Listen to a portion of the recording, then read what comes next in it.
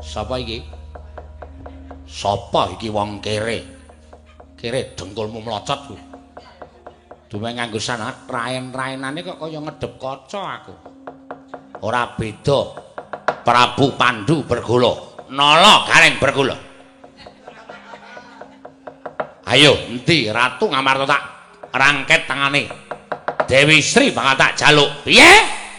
Ratu Ngamarta, Dewi Sri bakal tak jaluk. Wah, nglakon mati dereng akeh.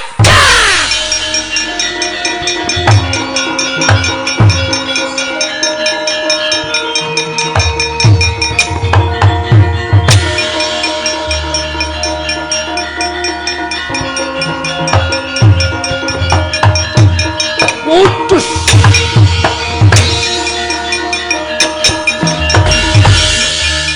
Sapa iki wong kok irunge ngembari karo aku? Kowe sing ngembari karo aku Petruk Kanthong Bolong Prabu Belgeduel P. Wah, mati kowe.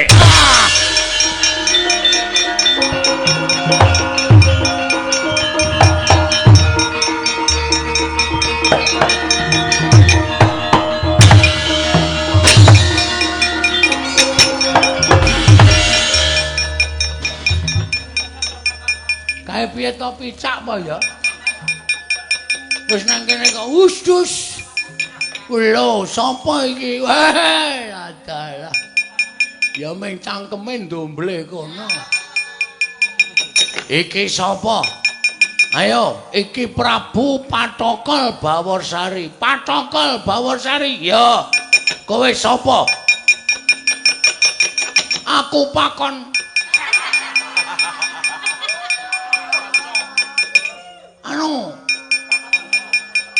pakon sil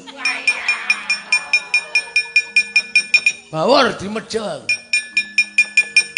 Ndhe Prabu Puntadewa, Dewi Sri kudu melu dadi garwaku. Ae dugang dening aku. Niwang Sukmana mangadili nuwe. Ana sasmintaning sun jagat wasisane Ngubathara. Pate wonten timbalan ingkang dawuh sinuwun. Pasuryanmu katon ora kaya adat sabene. Katon rengu. Pasuryaning patih rumeksa praja. Apa sing tok pikir te? Munamit pasang Kalimantabit. Ini bening lodoni demawing tawang tuwang sinuwun. Heeh, mengkono to piye? Estunipun boten gadahi manah menapa-menapa, namung kuwatir raos sing manah kula. Apa sing tok kawatirake? Anggen paduka boten kepareng medhar pangandikan. Menika ing dadosaken susah raos sing manah kula sinuwun. Tambuh-tambuh saklebeting manah menapa kula gadahi kalepatan, menapa kula gadahi dedusan, dene paduka sampun kepareng lenggah dampar. Parandene sak mangke dereng kepareng amedhar pangandikan. Ngantos meh kemawon kula menika munjuk atur ngersa paduka Sang Nata ngrumiyini dhateng pangandika paduka Gusti kula Prabu Baworsari. Lancang kowe. Yen nganti wani kowe ndhisiki pengendikaning Nalendra, ateges panguwasaning ratu kalah karo patih. Mula aja pisan-pisan kowe wani ndhisiki pengendikaning ratu, ngenteni sakwiyosing pangandikaning Sun Wang. Inggih. Inggih sinuwun sakmangke sampun lega rasa ing manah kula. Patih wonten dawuh, piye kahanan negaraku? Ngiri kadasar kene. Saksedaning Prabu Kalasereng, ingsun ingkang mateni Prabu Kalasereng wekasan negara ingsun agem. Inggih. Sawise ana Taudakara 8 dina iki ingsun dadi ratu. Apa undak-undakaning negara? 8 candra sinuwun. Lho, wis andang 8 sasi. Inggih. Wah, lah paten nek ngono sesasi meneh lair. Lho. Anggen paduka dados Nalendra menika sinuwun. 8 sasi kepiye undak-undakane? Kula menika gumun setahun jenggeleng serendeng. ing atasipun paduka nembe dados Nalindra Wolung Candra kemawon indak-indakaning praja kathah sanget. Upama ta apa wae kathah kawula ingkang nandhang sakit. Sedaya tetanduran boten sami tukul kanthi sae, sedaya alum menika mujudaken satunggiling indak-indakan ingkang sakalangkung sae tumrap panjenengan Gusti kula ingkang sinuwun. Aku mbok anggap wong goblok. Nek kawula nandhang lara kuwi ateges ingsun kurang gatekake marang kawula dasih. Nek tetanduran padha alum kuwi kudune patih minangka dadi lidah sinambunging ratu. Kudu iso nyaketi marang para kawula dasih. Kekurangane apa, karepe kepiye? Mengko nek ana panyuning para kawula, kowe kuwi duwe kewajiban matur marang panjenenganing ingsun. Inggih. Patih ki wakiling masyarakat. Inggih. Dadi kabeh aspirasine masyarakat ki kudu tekan panjenenganing ingsun lumantar patih rumeksa praja. Apa gunane kowe tak dapuk patih nek kawulaku padha pating jlempah ora karo-karuan? Menika kalih wulan kepengker sinuwun. Sing tak takokke iki dina iki ora rong sasi kepungkur menawi sak mangke para kawula sampun gesang tentrem rukun majinamatan daya dinayan sedaya ingin dados sandang tedhanipun para kawula ugi rancak samukawisipun boten kekirangan menapa-menapa. Syukur kaya ngono kuwi sing tak karepake. Sap inggih. Ingsun kuwi mbutuhake dadi ratu sing tak gegala, sing tak kudang-kudang. Ora kok ingsun pribadi iki dadi mukti ngawibawa Nyakrawati mbau denda. Aku sugih dhuwit, sugih brana picis. Ora kuwi teh. Ning sing tak ajab kuwi ming mulyaning para kawula, tentreming para kawula, rukuning para kawula. Upamane kawula ki mbutuhke prabeya, negara iki kudu kentekan ragat. Nek pancen kanggo kamulyaning para kawula, tak sokke glogok kaya banyu, aku ikhlas lahir batin. Matur sembah nuwun. Mula apa penjaluke kawula kuwi turutana. Inggih, ngestakaken dawuh. Menawi sampun dados dawuh paduka badhe kula estakaken sinuwun. Lan sepisan kowe aja wani ngelongi jatahe kawula. Inggih, mboten. Wanti-wanti ya, Teh.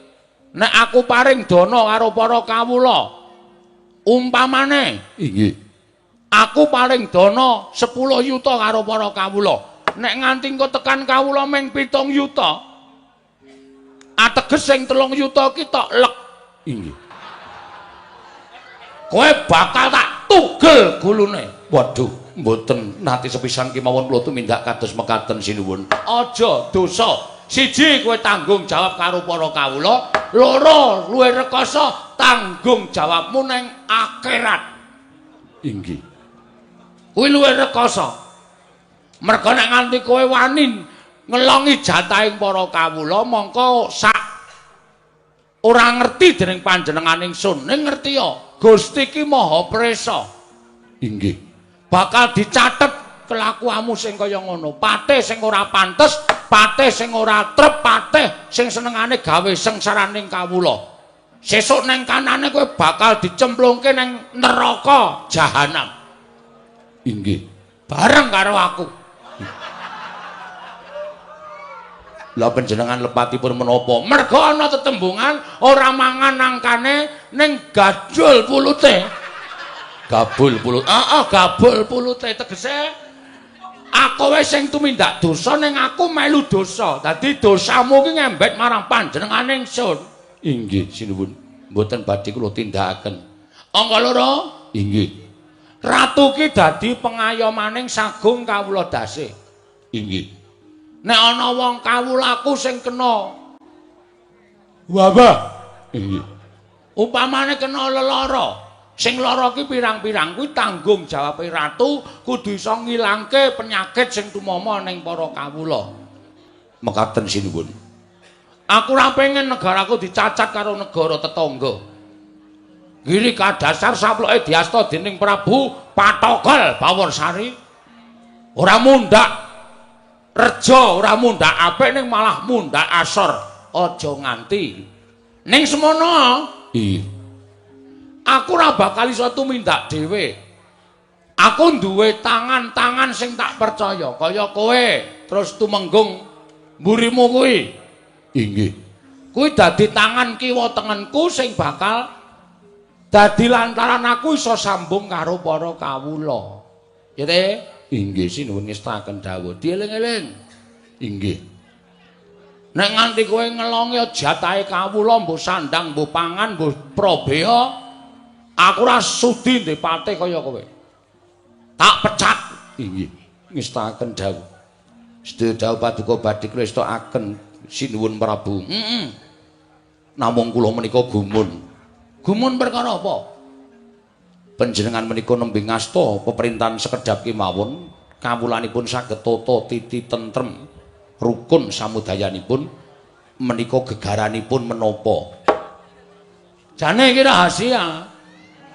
Ning gandeng kowe patihku ora apa-apa, mbok menawa sok kowe sapa ngerti wolak-walik ing jaman kowe dadi ratu? Inggih. Kabeh mau iso tok gunake kanggo mranata sagung para kawula. Inggih. Ingkang sepisan ya kuwi wulang reh sinebut Hastabrata. Hastabrata menika menapa? Hastabrata kuwi hasta 8 brata kuwi laku. Lakuning wong sing duwe peperintahan kudu nglakokke 8 lelaku mau. Werdinipun menapa? Nah, kuwi nek arep ngerti sesuk wayangan meneh lakone Makutha Rama teh. Oh iya. April tahun 2019 Tre. Inggih, ngestakaken dawuh. Ya. Inggih, mengko jlentreh akeh.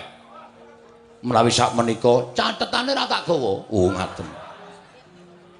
Aku ya Hastabrata sing angka sak banjure wong duwe peperintahan iku kudu nglakoni tata, titi, titis, tetes, tetes, tutus lan tatas. Wila kok kathah sanget sinuwun. Oke. Inggih. Kowe doyan klengkeng, Teh? Purun sini. Engko didem wong loro ya. Inggih. Panjenengan menika nalindra kok nuwun sewu, paningalipun dumugi pundi-pundi. Mataku jembare. Oh inggih, inggih. Dadi ana wong nggawa apa-apa ya aku mesti weruh, Teh. Inggih, inggih. Iki mau abdi konsumsi ngaturake klengkeng. Inggih, inggih. Karo kendi. Oh inggih, inggih. Kendi saka tanah liat. Oh inggih sinuwun. Aku klengkenge kowe engko ngletak kendine ya, Teh. Sendika. Sendika ngestakaken dawuh menapa dipun dawuhaken panjenengan kula tamtu ngestakaken dawuh sampun malih kok kapurih ngletak kendi. Nadan kadhawuhan nyemplung segara kula sagah. Nang pinggir. Aku wae wani nang pinggir. Mboten sinuwun wonten tengah kula iki wantun. Ora guyon. Serius. Wayangan lagi jejerok wis gojek. Inggih. Tak baleni mau ya tata, titis, tetes, tetes, tutus, tatas, titi lan sak piturute mau tak werdekke mengkaten. Tata? Inggih. Dadi ratu kuwi kudu duwe pernatan. Inggih. Ya pernatan hukum, pernataning praja, pernatan apa sing wis dingendikake dening ratu mau kudu dilakoni, aja nganti apa sing wis dingendikake dhewe ora dilakoni. Kuwi tegese ora jumbuh karo pangandikane. Kuwi tata. Inggih. Lajeng titis. Titis kuwi nibakake pengendikan kuwi kudu dipetung. Ora waton omong. Ngono. Nek carane modern saiki wong ngandhakake cah nom-nom kae do ngomongke aja waton nyelekop. Inggih. Titis, apa pengendikane kudu titis. Nek ora titis mengko ndak dikira ratu sing blendra-blendre kaya banyu tumumpang godhong sentre. Lajeng titi. Titi kuwi teliti ing samu barang lir. Ratu kuwi kudu teliti, ora mung ngomongake ana ing kedaton ning tekan kutha gara Karang Pradesan gunung agunung kuwi kudu titi nibakake dawuh, nibakake peperintahan kudu titi, taliti ing samubarang lir. Inggih. Lajeng tetes. Tetes. Ratu kudu iso netesi. Tegese ngene. Tetes ki weweh. Inggih. Dadi aku nek paring apa-apa karo rakyatku ki ora tak bedak-bedake ning sing kutha ana ning sing nang kutha, karo sing nang desa, karo sing nang gunung-gunung. Nek sing nang kutha upamane tak nehi 100.000, sing nang desa ya tak nehi 100.000, sing nang gunung ya tak nehi 100.000. Ora tak bedak-bedakake, kuwi tetes. Tetes. Tetes ki diselipi kunir. Anu Deng, sik, sorry sik.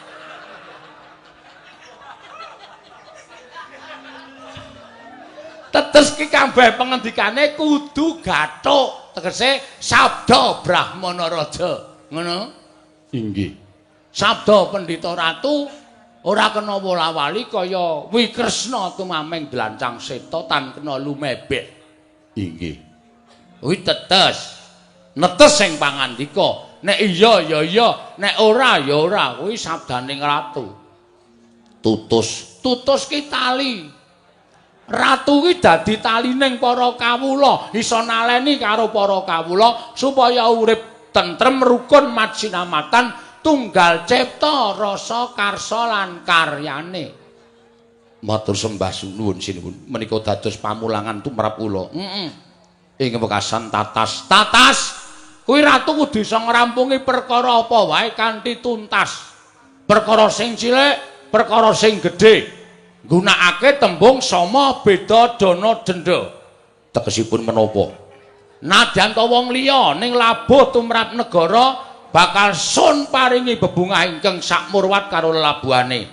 Ananging nadyan ta kulit daging kulawarga luput tumraping negara ora kena diwenehi pangapura, kudu dipatrapi paukuman ingkang sakmurwat. Inggih. Ngono ya? Sendika tindakna ya Te. Inggih. Aja tiru negara-negara liyane. Negara liyane iki hukume wis rusak. Hukume wis bubrah. Merginipun menapa? Contone lho, kowe kira tau ndelok televisi? Inggih. Negara liyane kaya ana wong nyolong pitik wae diopolo nganti matane mecotot. Ning nek korupsi tumrap negara nguntal dit miliaran malah di TV dada. Kuwi apa adil kaya ngono kuwi? Inggih sinuwun. Ora entuk kaya ngono kuwi. Sing keluputane sithik hukume ya sithik. Sing kelupane keluputane akeh. Sinuwun kula aturi alon-alon. Cerewet. Ratu dipenging. Inggih nyuwun pamunten. Perkara aku le omong kleru kuwi biasa. Sing jeneng penggedhe iki omongane mesti kleru. Sak kelakuane. Inggih, inggih. Matur sembah nuwun. Kudu mau tekan ndi ya. Inggih paduka paring pangandikan kedah adil ingkang keluputane alit inggih hukumanipun alit, ingkang keluputanipun ageng inggih kedah ageng hukumanipun. Tora aja nganti gagas kuwi sedulurmu kuwi kancamu. Nek kancamu luput, sedulurmu luput, kudu diadepke pradata sing adil, entuk paukuman sing adil. Aja dumeh kuwi kanca, aja dumeh kuwi kulawarga, terus entuk pengampunan. Kang kaya mengkono mengko hukum negara ngiri kadasar ora dipercaya karo para kawula. Mekaten sinuwun, ngestakaken dawuh. Mboten nginten babar pisan kepanggihan menika. Kula nampi ngelmu ingkang sak kelangkung kathah saking paduka sinuwun Prabu Patokol Bawursari. Aku iki terbiasa kok, Tre. Anggere nang gamelan sing kleru iki cangkemku meru kleru. Sapa iki sing biola, Tre? Ing abdipun tumenggung santosa sinuwun. Aja dibayar wutuh sesuk. Iya. Ngestakaken dawuh, ngestakaken dawuh. Menawi sampun dados paduka badhe kula candhingga jimat sinuwun. Nah, sing anu apa garis benang merahe ana ing Pasewakan dina iki janjane Dik Kersanipun dos pundi? Jan-jane aku ki meng arep ngrembug asline ya, Te. Inggih. Nuwun sewu sinuwun. Ing adi tumenggung kok mboten dipun dangu. Bindeng wonten maring kamu ngene. Kowe rasa tak jak omong ya, mergo aku nek ngejak omong kowe susah. Aku ora iso nampa kata-katamu. Wonten menapa? Ngemarang kula ngaturaken nyembah mesti kula kunjuk. Heeh, wis sak karepmu, sak metune suaramu. Mangak mekti kula kunjuk. Iya, iya. Tak tampa gawe gedhening atiku pengestuku tampanana. Wong pundi kok imat aripin danyanono an. Wis dijarne wae.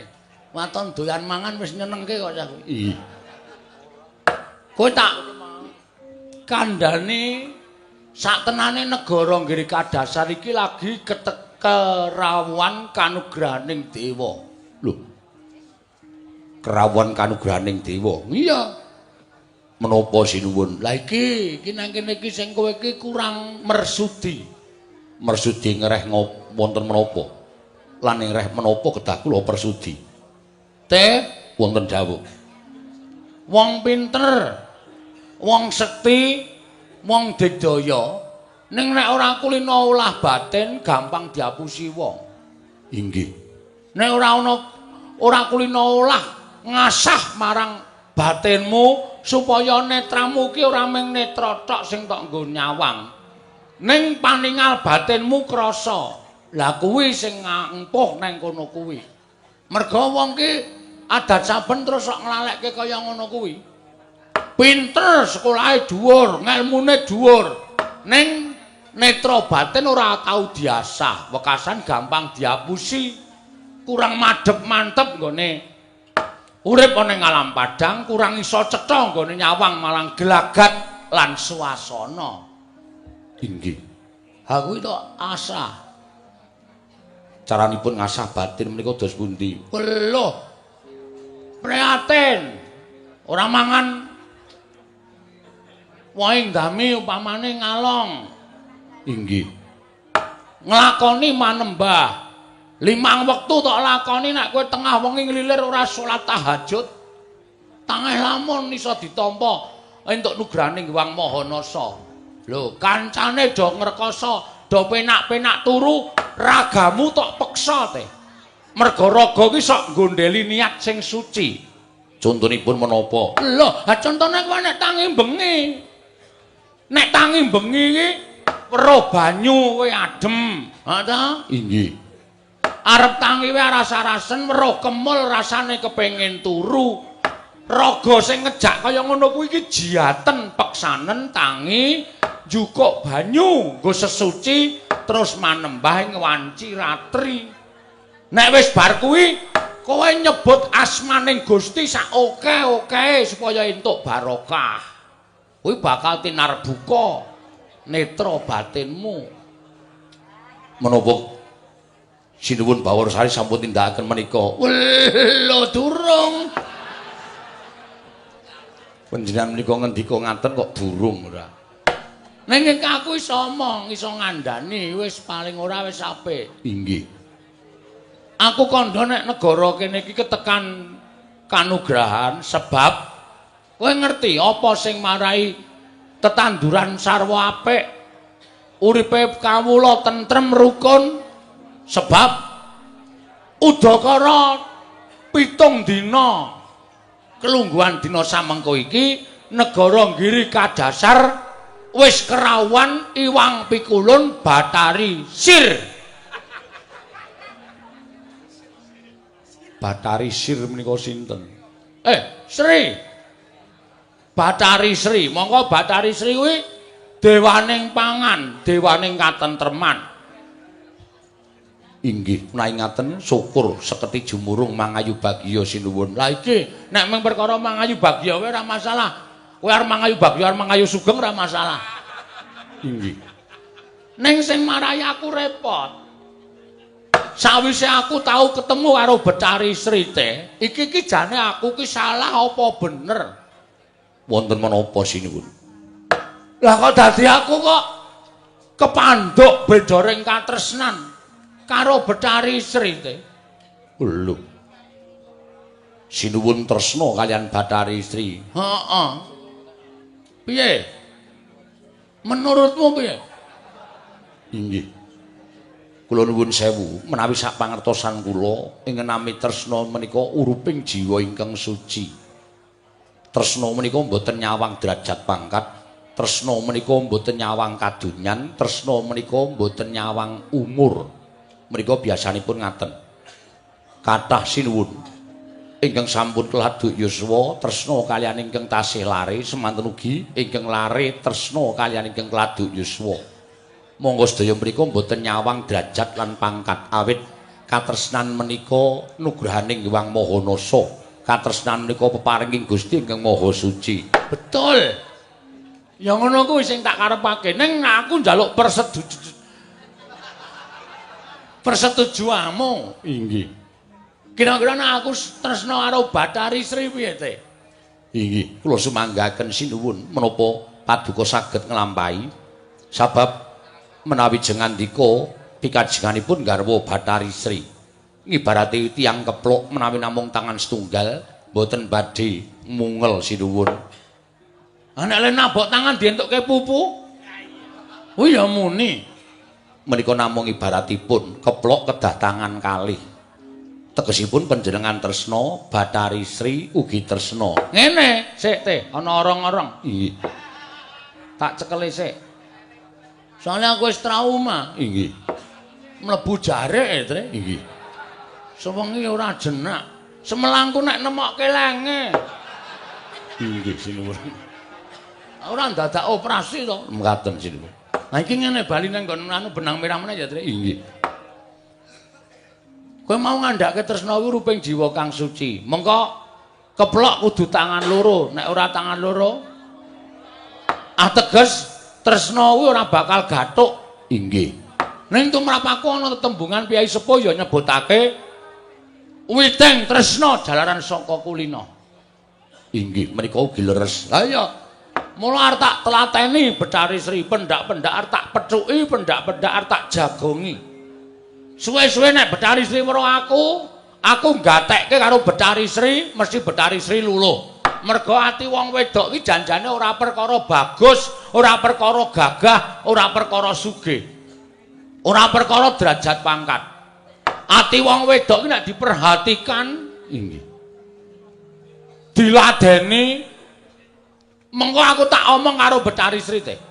Nek Betari Sri njejul aku tak dek wis maem murung. Tak ngono mengko. Mengko suwe-suwe Betari Sri luluh karo aku, tresna karo aku mergo aku tansah gatekake Betari Sri. Nanging nuwun sewu sinuwun. Menapa mboten wonten walatipun? Walate nggo napa? Panjenengan titah Betari Sri menika Habsari, tegesipun widodari. Ingkang namanipun tiyang jodohan menika sampun dipun jodohaken piyambak-piyambak. Menawi Nalindra kalian putri, menawi Brahmana kalian Indang, menawi dewa kalian widodari, mereka sampun dipun jodohaken piyambak-piyambak. Ateges panjenengan menika nerak pacak nerajang perbatang ing atasipun titah. Kok panjenengan badhe garwa widodari? Sik, kok sik. Aku tau krungu critane ana satriya sing jeneng Raden Janganaka. Janaka kuwi tau tate dadi dewa. Didadekke ratu ning dewa lenggah ana ing sela kandha waru binangun jejuluk Prabu Wilikiti. Kariti ning ana sing nyebutke ya Prabu Wilikiti. Inggih. Kuwi ya wenang garwa widodari seketi kurang sawiji, malah kondange ngakeh nyebutake nek widodari kayangan iki kabeh wis tau di ya ngono kuwi. Karo Raden Janaka. Elok Raden Janaka iki tau weruh wong ete. Dereng sinuwun. Wah, jan aku ya kok kepi-kepi lan kumacel kepengin weruh Raden Janaka kuwi piyayane kaya ngapa lha kok adi widodari sak kayangan kok dipek kabeh ora ana sing nurah-nurahi. Malah akeh sing do nyebutake Janaka iki bojone nang ndi-ndi teng Tlecek. Inggih. Saben desa ana wong ayu mesti bojone Janaka tur mesti patutan. Saben dusun ana wong ayu mesti bojone Janaka tur mesti patutan. Edan, obate apa ya, Tri? Iya kula mboten mangertos sinuwun. Elok tenan Raden Janaka ki Satya Madukara. Sesuk aku kelakon dawuh karo Dewi Sri, aku pengen ketemu karo Raden Janaka. Malah kinten kula mboten sah. Lho, lha ngapa? Mangke menawi Raden Janaka dumugi wonten nggih kadasar menawi Dewi Sri lajeng kepincut kan Raden Janaka panjenengan mangke lajeng tugel manahipun. Tugel manah iki patah hati ngaten sinuwun. Heeh ya, inggih. Tugel atiku. Inggih sinuwun. Wis ning ngono ora usah ketemu wae ya, Te. Inggih. Wis aku wis ngerti kondange rasane wis senenge ra jamak-jamak. Inggih. Ya mengko tak kandhani ngono wae. Kala mangsa aku ora ana, kala mangsa aku gak ketok. Inggih. Aku mesti mapan ana ing Karang Pradusunan, lenggah ning Lumbung. Sing papan lenggahe Bathari Sri, aku nunggu rawuhe Bathari Sri. Mula kowe aja ganggu. Ngestakaken dawuh. Sing sok sliwar-sliwer iki bindeng kuwi. Anggere kowe ngaco aku karo Bathari ajar kowe. Ngendak-ndak. Metang menawa ngomani tenaken. Ah wis omong apa sak karepmu. Aku ya ora paham kok. Mula mboten pati nganggo kami. Sinuwun Prabu. Makon manokol. Anggere kuwalik tak ajar kowe. Kowe bola-bali nyebut aku kuwalik lho. Patokol, ora pakon. Patokol.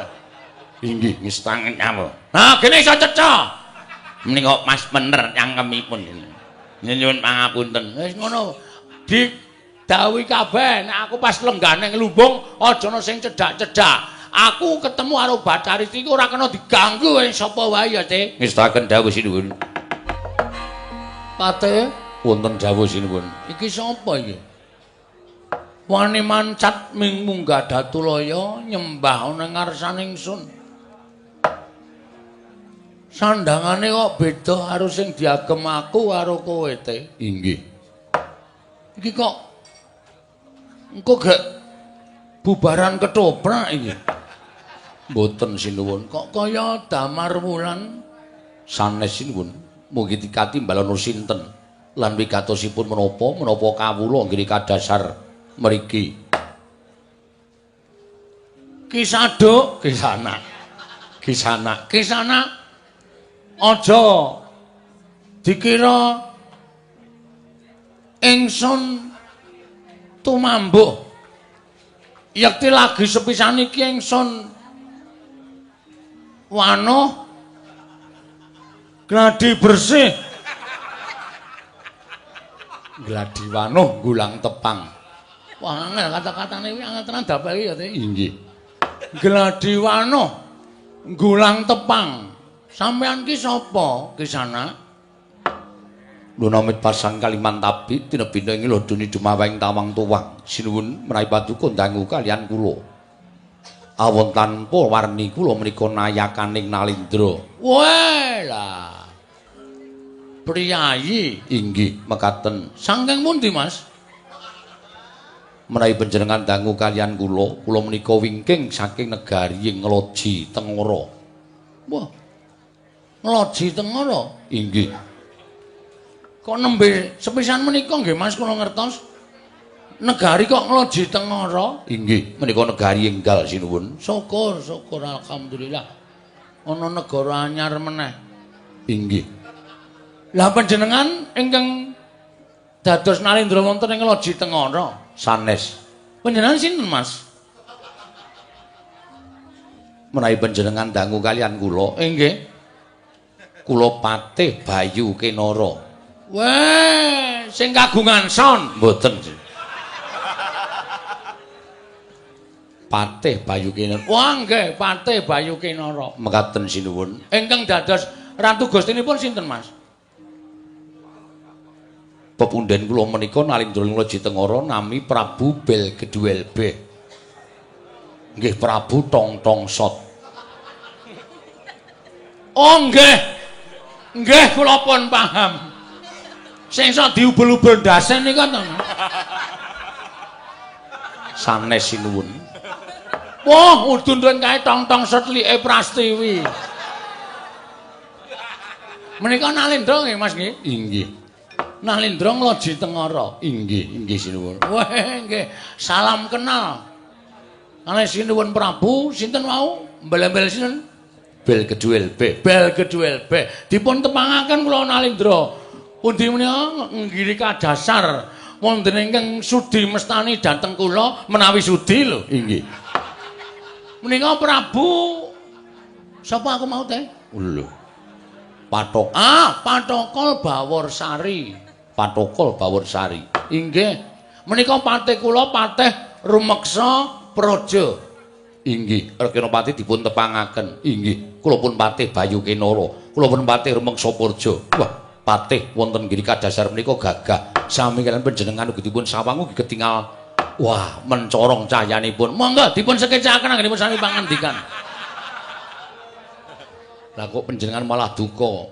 Ratune aku malah do jagongan. Inggih nyuwun pangapunten. Asa ingkang dadi napi sinuwun iso ngembet nami kula lho. Ya sorry ya ya. Kok kesusu ya. Inggih. Asa ingkang dadi napas. Asat ingkang dadi riwe. Inggih. Wigatosipun menapa? Dene sampeyan rawuh wonten ing negari Girika Dasar, Mas Mate. Inggih. Keparanga paring pangandikan matur sak sekecanipun kula caosi kamardikan 45. Inggih. Sumados panjenengan mboten nggadhahi raos tida-tida salebeting penggalipun Rekyana Patih sinten wau Bayu sinten? Bayu Gita Gati. Sanes. Bayu Kinara. Inggih, Bayu Kinara. Nggih, monggo dipun panu napa kula caosi kemerdekaan. Ingkang sepisan ngaturaken sembah pangabekti. Sampun kula tampi kawit wau. Ing angka kalih sowan kula mriku namung badhe nanjihaken dipun dawuh dening Sang Prabu Belkeduel B. Mekaten inggih. Menapa kepara saestu? Bab menapa? Bilih wonten ing negari Girika Dasar mriki kelenggan Iwang Pikulun Bathari Sri. Nun? Bilih wonten negari Girika Dasar mriki kelenggan Iwang Pikulun Bathari Sri. Panci kaleresan mekaten. Saestu kepara nyata bilih sampun wonten 7 hari belakangan ini negari kula menika kelenggan Iwang Pikulun Bathari Sri. Lah kaelaning jagat gayaning para dewa sak sampunipun Bathari Sri menika lenggah wonten ing negari ing Girika Dasar mriki elok sanget. Negari kula katon ijo raya-raya mboten wonten griya, mboten wonten menapa-menapa. Sedaya katingal ijo raya-raya sedaya. Tetanduran sami subur, tetanduran sami mboten kekirangan menapa-menapa, wekasan ngrebda ngrembaka wowoanipun. Menika akibat saking rawuhipun Iwang Pikulun Bathari Sri. Inggih. Leres Mas Patih. Bilih negari kula menika kerawuhan Iwang Pikulun Bathari Sri. Ha kersanipun wonten menapa? Wonten sambung rapetipun ngani Iwang Pikulun Bathari Sri. Ngaten sinuwun. Nggih. Wah ampun saru to. Ngaten. Kali nggih kula matur ngaten. Nggih. Estunipun kula dipun utus dening Sang Nata Prabu Belkeduel B menika. Nggih. Namung badhe nyuwun lilahipun Sang Prabu Patokol Baworsari. Keparengipun Prabu Belkeduel B menapa? Mboten sanes kula kadhawan boyong Bathari Sri. Weh lha sasampunipun dipun boyong. Sasampunipun dipun boyong dening ing abdipun kepatihan Bayu Kinara. Mangke Bathari Sri badhe winengku garwa dening Sang Prabu Tongtongsot, dening Sang Prabu Belkeduel B, sinuwun Prabu Patokol Baworsari.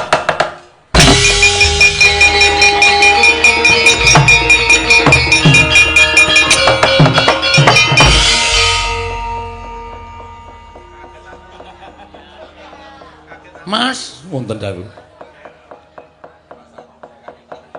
Sareng pungkasanipun rembag sampeyan ngendikaken nek ajeng boyong Dewi Sri ajeng digarwa dening Prabu sinten wau? Belkeduel B. Belkeduel B, Ratu Gusti sampeyan Ingkang sengawit kula menika dados narendra ingkang bijaksana sabar ikhlas.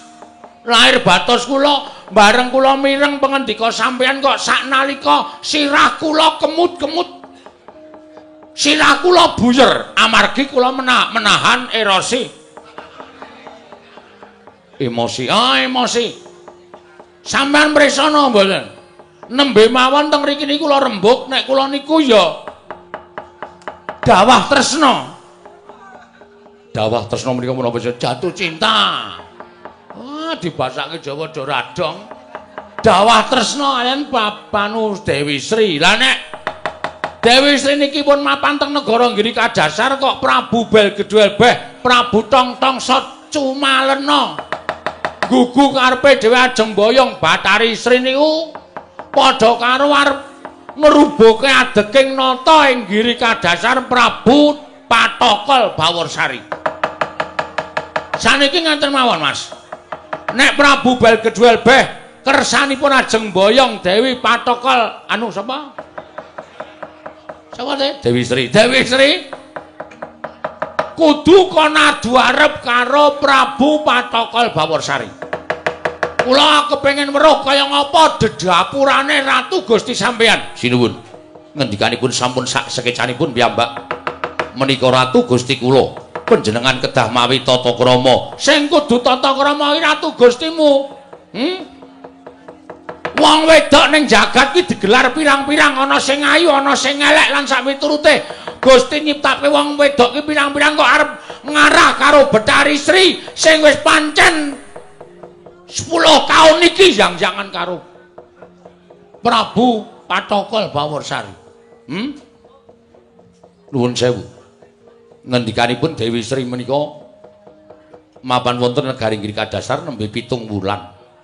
Kuanggenipun pacaran sampun 12 taun. Layang-layangan. Kono ngewaku. Aku ngewa dheke. Ngewa menika WA. WA iki nek diwaca wa. Ngono, kono ngewaku, aku ngewa dheke. Dadi aku sono sambung tresna karo Bathari Sri. Nek Ratu Gustimu arep kepengin gayo Bathari Sri, tak gawe sayembara. Teh wonten dawuh. Kowe tak duru patih iki wani ra? Wonten. Omong karo Ratu Gustimu, inggih. Baliya ning negara ngendi? Tlaji Tengara. Prabu Patokol Baworsari kepengin ketemu karo Prabu Tong-tong Sot.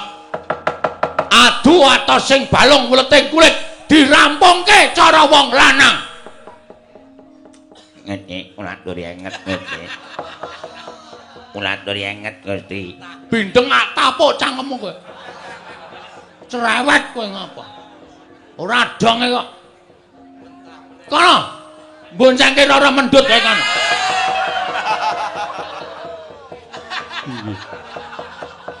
Ngestaken dawuh. Lajeng paringipun baliya nek Prabu Tong-tong Sot wani ketemu karo Prabu Patokol Baworsari padha-padha adu atos sing balung mleting kulit adu kasekten sapa sing sirna margalayu ya kuwi gagal ndhaup karo Bathari Sri ning sing iso menang adu atos sing balung mleting kulit adu kasekten karo Prabu Patokol Baworsari kukupen Bathari Sri Bayu Kenala nyuwun pamit tambah itu aja suwe-suwe lho niki ngestaken dawuh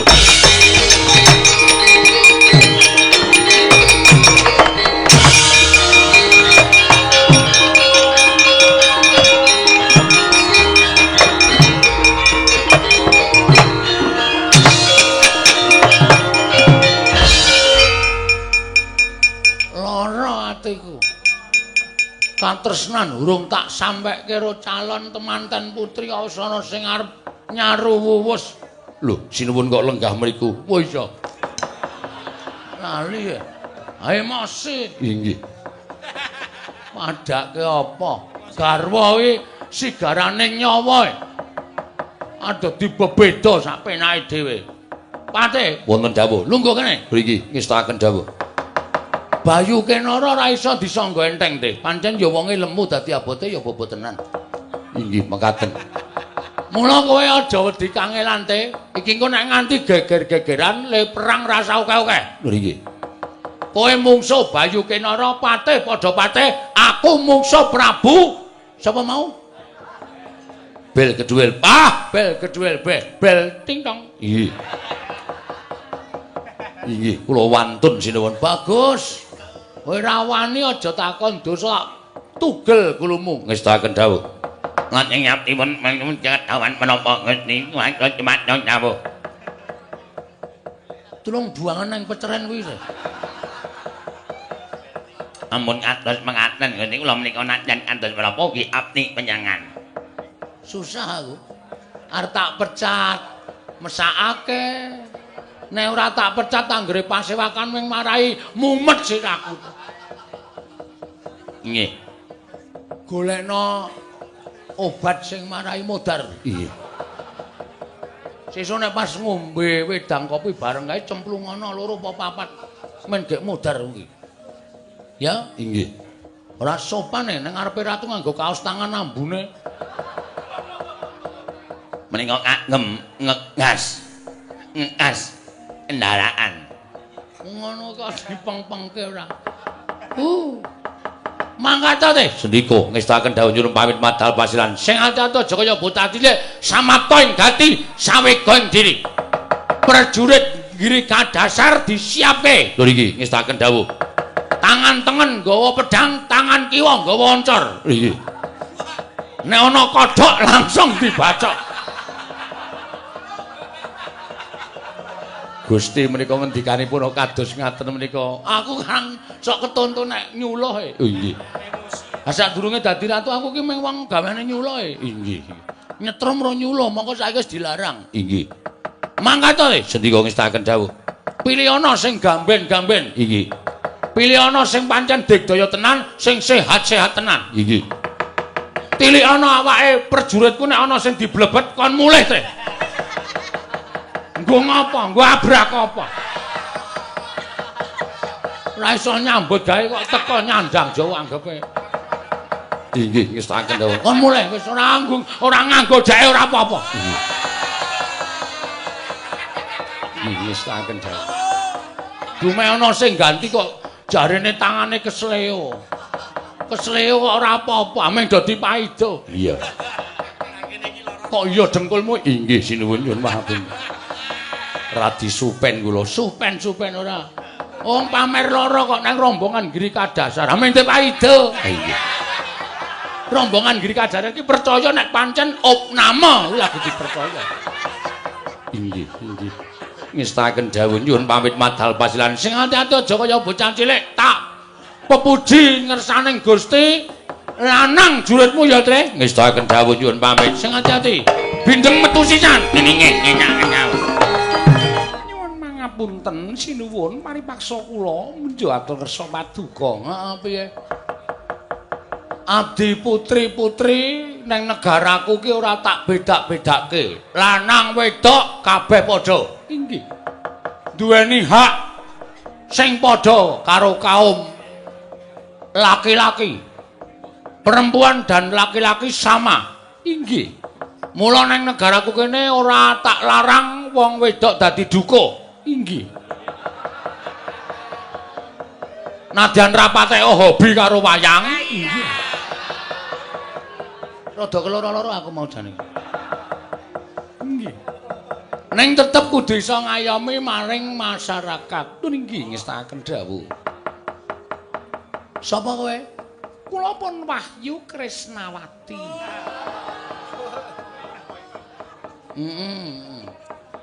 Kula juru panebah pasarean. Kula juru resik wonten ing apa menapa jenenge parang pagulingan panjenengan. Oh, kowe sing tukang resiki kamar. Inggih. Asring kula menika manggihaken arta lho sinuwun. Terus kula kempalaken mangke kula konduraken. Wah, kowe wong wedok jujur kowe. Ora gelem njupuki sisaning Nalendra. Inggih. Sing mburi iki sapa? Menika adhi kula. Jenengmu sapa? Kula pun Orisa.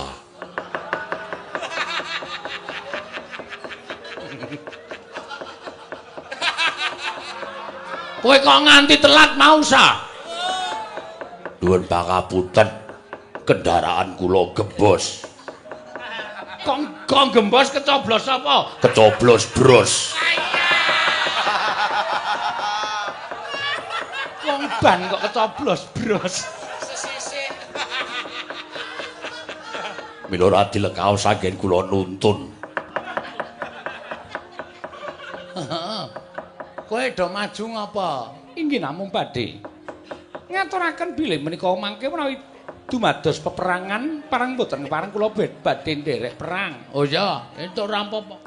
Wong wedok ki ya duwe kekuatan perang. Inggih. Menawi dipun parekaken kula nggih badhe jangkah wonten ing pabaratan. Mungsuh padya bolong loji tengara. Mekaten sinuwun. Ya sing ati-ati sak. Ngarep kudu nganggo krewaja kowe. Nek nganti ketombak iso bablas kowe. Jos ngono terus kontal. Iya. Sadurunge ngono aku derekne kondur ngedaten ya. Nggih. Rekyana Patih rumeksa praja. Rekyana Patih Bayu Kinoro. Aku nganti ora kelakon bali marang praja ing Loji Tengara. Merga mbok tungka, mbok endhek nggonku lumaku bakal matur ngesaning Sang Prabu Bilkedwelbe. Patih Bayu Kinoro. Cetha banget dawing Sang Nata Prabu Patokol Bawarsari dina samengko. Aku kene nungka kang dadi lakumu. Ing wigati supaya ngelingake marang sira Patih. Aja wani pisan-pisan bakal nedya nglamar sarta garwa marang Sang Dewi Sri ya kuwi Ratu Gustimu Prabu Bilkedwelbe. Sabab dina samengko Sang Nata Prabu Patokol Bawarsari nedya duwe niat bakal dhaup kelawan Sang Bathari Sri. Mula yen kena tak kandhani aja nganti kowe tekan negara Loji Tengara. Yen perlu kowe bakal ndak arangket ndaleboke pakunjaran. Upama Ratu Gustimu tekan kene men teka karepe dhewe, ora sandadak nampa pelapuraning Patih Bayu Kinoro. Kagiat risang kapirang urinangkul kinempit keempit dosang reknaning bawana.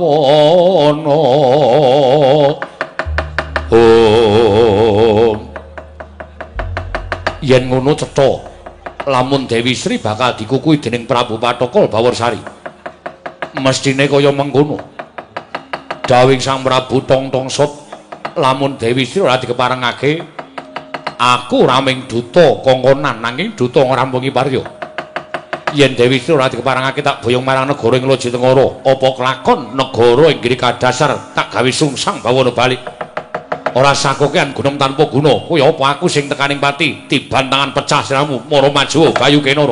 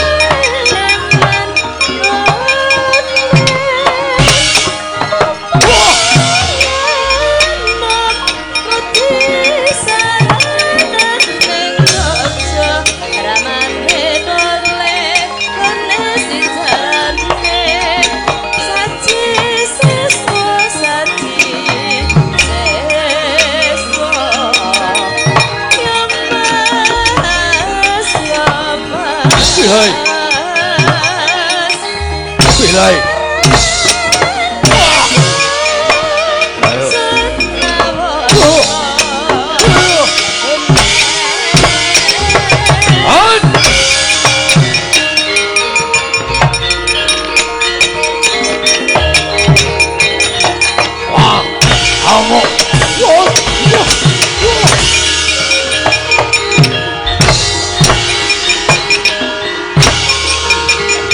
Oh lah.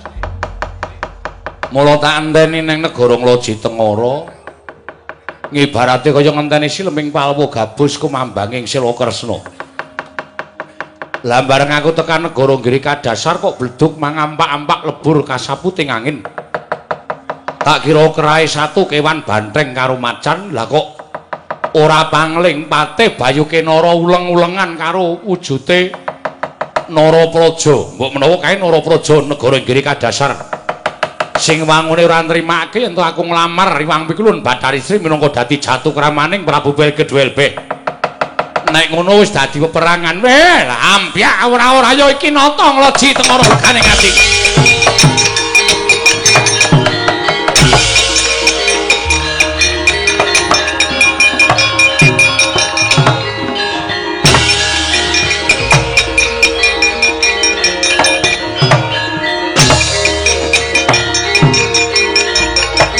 Percani. Nah, rada kedengeran saiki pisan. Wis rada lumayan. Pati Rumeksa Praja, Bantayuda kaliyan Pati Bayu Kenara. Mboten nganti anyana-nyana wonten Nalindra ingkang madhap saking Acah. Nalindra Bawarsari arep liwat temonane Prabu Tongtongsa.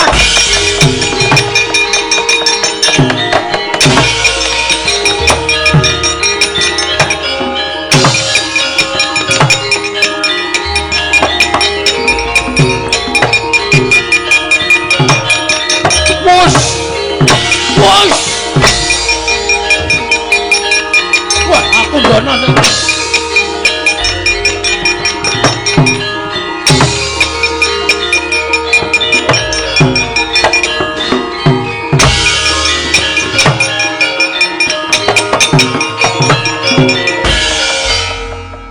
Kepapak keperanggul mungguing ayuda. Kepapak bawatnya bentar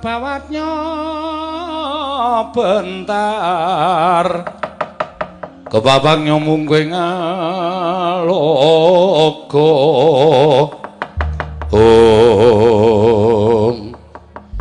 jagat Dewa Bathara jagat jembare ora jamak. Iki sapa? Takon karo aku luwih dhisik genti takon. Sampean sapa? Nalindra Ngloji Tengara Prabu Belgedwelbeh. Ya Prabu Tongtongsa.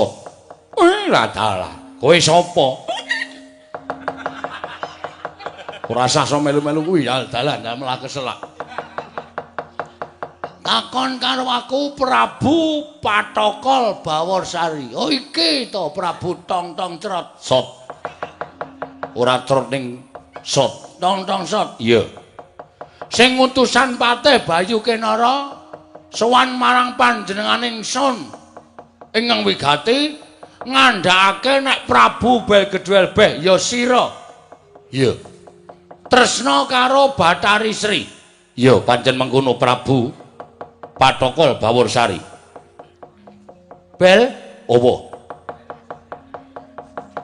Kowe tak kandhani ya. Nek kowe isih ngeman karo nyawamu, isih ngeman karo derajat pangkat, isih kepengin srawung tangga teparo, isih kepengin arisan, isih kepengin tahlilan. Kowe mulih. Mulih piye? Aja wani pisan-pisan kowe ngayunake Hyang Pikulun Bathari Sri. Bathari Sri wis lenggah ana ing negara Girika Dasar. Momong karo kawula Girika Dasar. Aja nguthik-uthik karo katentremaning Bathari Sri. Angka sepisan dene ingkang dungkap angka 2. Bathari Sri kuwi wis bakal winengku garwa karo Prabu Patokol Bawarsari. Mula katresnanmu karo Bathari Sri cukup semene diputus. Tekan kene kowe aja ngame-ame karo Bathari Sri. Ngono apa sing dadi sambutanku? Pathokol. Apa? Betari Sri kok gelem karo kowe iki? Nek wong lumrah gagas mesti ora ketemu ngakal, ora ketemu nalar. Sebabe apa? Sebab pasuryanmu sing kaya ngono, rupamu sing kaya ngono ora bakal Bathari Sri gelem meladeni karo kowe. Lho, apa rumangsamu kok iki bagus? Irung kaya centelan surjan. Gak kowe ngingu jenggot mongko anggere tak matke jenggotmu obah-obah jebolan ning corone. Kowe iki ratu sing cerobo. Sugihe sugih ning cerobo, aku elek ning resikan. Lho, tur Bathari Sri wis lenggah ning negara Giri Kadasar. Sapa wae sing arep mboyong Bathari Sri, rawe rantas, malang bakal tak putung. Lho, yen ngono kowe wani karo aku. Sing tak wedeni apamu? Wis wani adu arep kok dikira aku wedi karo kowe. Hah? Yen pancen wani karo aku, neng kene ditemtokke kowe apa aku sing tekaning pati. Sapa sing unggul jurite, kuwi ingkang bakal mboyong Bathari Sri. Oke, siap. Apa mbok anggap aku wedi aku? Arep aku mung cilik kaya ngene. Kemlawe ning tanganku nyamplok prai-prai. Praupanmu ora jengkelang dadi kewanda aja duntang Pathokol Bawarsari. Leno pangendamu iki mergane patimu panggao tayoni. Sik. Lho, wis harmoni gamelane kok disetop. Ratu kok ming srepeg jelali. Kaya ora mungguh. Nek pancen ratu karo ratu gelut kiringane sing digarap. Ayo, kowe kejak piye? Leno pangendamu ketiban gangsaran. Gangsaran kok garapan. Gangsaran ki ming tak tumplung ngono kuwi. kowe ngerti gending kok? Lho, ngerti wae. Apa dianggep aku ora ngerti gending? Gandul siramu. Gandul dadi ora mung tumblang tak. Jelali. Indonesia wis merdeka. Dua lolo wing. Apa remeh nganggo gending. Slendro. Yo slendro.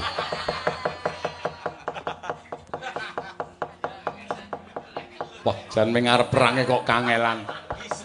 Aja sembrono, aja digawe sak penakmu dhewe rumangsane ora. Ayo, kowe ngejak nganggo tembang apa? Ketiban kuwi apa kuwi? Kuwi ora iso nggo perang ya. Kok ketoke kowe karo aku kaya cocok to? Ah, ora cocok aku ratu. Loji Tengara. Aku ratu Giri Kadasar. Ning nek aku nglucu kok kowe guyu. Aku iki geli weruh kowe. Aku ya iya. Engko gek adek wis tau tepung. Urung tau tepung, urung tau kenal. Kowe wong Giri Kadasar, aku wong Ngloji Tengara. Babo. Kowe karo aku perang iki. Iya, ayo gek perang iki jame selak mepet.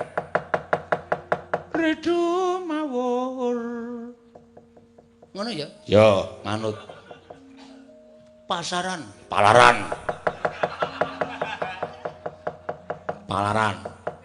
Terus diteruske jenenge iki pira swara. Awak dhewe kono palaran, awak dhewe gelut. Iya. Rampunge palaran tibake. Terserah kanca-kanca. Kanca-kanca do niba dhewe-dhewe. Iya. Manut sing palaran sing tangane cekle. Oh iya. Ndak ora nyambut gawe. Serak apa? Wong alasane werna-werna serak. Ya, ayo gek dibawani. Ridu mawur.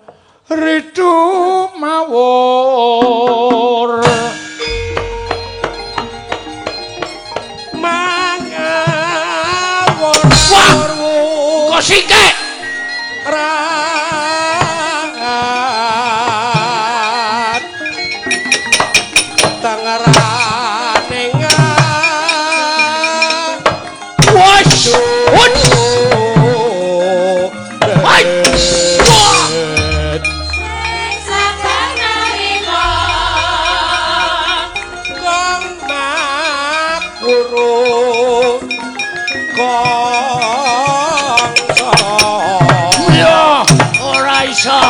tetek kadya gak kena mati ayo lir pangrike toranggo ngesti rakata modal kowe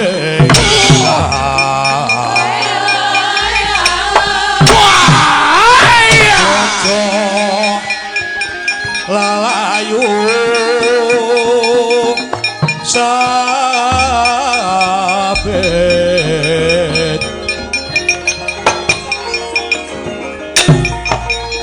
sik hop kok tetep srebek ta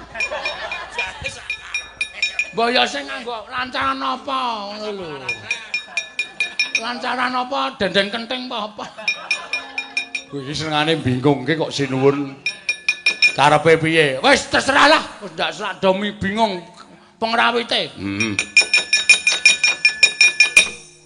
ngenteni gamelane sik cenanangan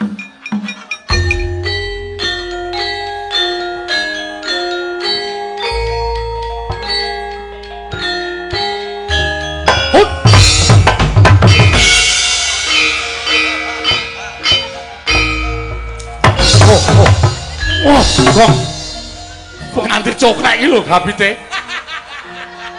Ben apa-apa. Ih, miyur-miyur iki. Wis kalah kowe berarti wis kalah. Ora. Iki lho, iki lho. Wis kalah kowe. Ora kalah. Iya. Modar. Hoi.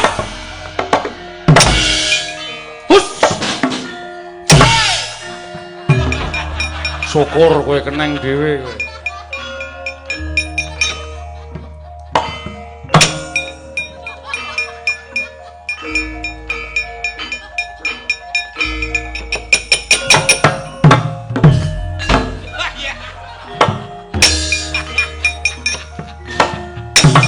Ais. Hoi. Iya. Hoi. Hoi.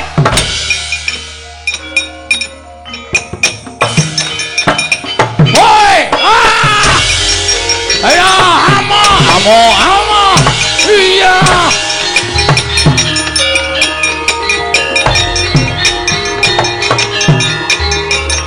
Ayo, amo, iya.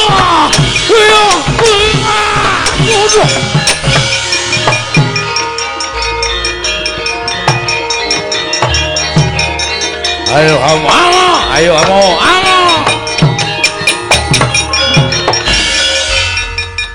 Surak mroto aja mroto imbangin padha-padha. Ayo, surak ye. Kaya apa aku sing tekaning pati. Ayo, iya. Dan iki kentekan kamar apa ya? Kok dadi teng gedebuk ning. Ayo apa kae? Sinuwun, panjenengan inggih perang. Mripatmu ki ora ya. Genah gelut ngene karo si sapa jeneng iki bel geduel be kok. Kula iki gelut kan Bayu Kinara. Bayu Kinara wonten dawuh sinuwun aja nganti kowe kalah mboten. Ngadan tekaning pati bari kula wujuti. Rumeksa Mraja wonten dawuh. Aja kalah kowe mboten. Engko tak pahiti nek kalah. Iya silakan dawuh. Ayo amuk. Taunono windanana mbok digawe ngene iki aku ora bakal nek ora mateni Prabu Candra. Iya ayo. Wah, iya, ayo.